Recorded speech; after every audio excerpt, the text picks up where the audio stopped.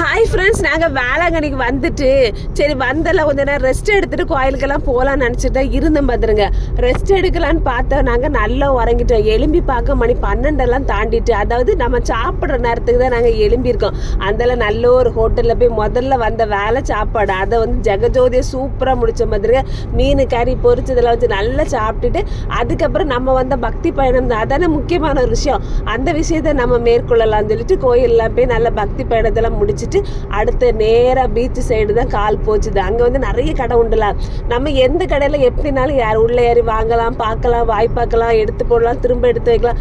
எல்லா அநியாயத்தையும் உள்ளே இருந்து பண்ணிட்டு நிதானமாக எதாவது வாங்கலாம் அப்படின்னு சொல்லி பார்த்து சின்ன பொட்டி எல்லாம் கொஞ்சம் நிறைய வாங்கிட்டு வந்தேன் கடையில். அதுக்கப்புறம் மாங்காய், கடலை, வெள்ளரிக்காய் எல்லாம் வாங்கி நல்லா சாப்பிட்டுட்டு ஜூஸ் எல்லாம் செம்மையாக குடிச்சிட்டு எடுத்துட்டு அப்படியே வந்துட்டோம். நான் வந்து இதில் வேற ஒரு விஷயம் தெரியுமா, இந்த ஊரில் மாம்பழம் கிடைக்காதுன்னு சொல்லிட்டு நான் அங்கே கிடைக்குன்னு சொல்லிட்டு இவங்கள்ட்ட நச்சரிச்சு அங்கேருந்து ஒரு 1.5 கிலோ மாம்பழம் வாங்கினேன்.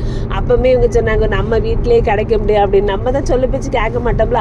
அதில் ஒரு 1.5 கிலோ மாம்பழம்லாம் வாங்கிட்டு வீட்டுக்கு அந்த ரூமுக்கு வரலான் இருக்கும்போது தான் இவங்களுக்கு ஸ்கூல்லேருந்து மெசேஜ் வந்தது, இவங்களுக்கு நாளைக்கு டிசி விஷயமா கண்டிப்பாக ஸ்கூலுக்கு போக வேண்டியது ஒரு சூழ்நிலை ஆகிப்போச்சு.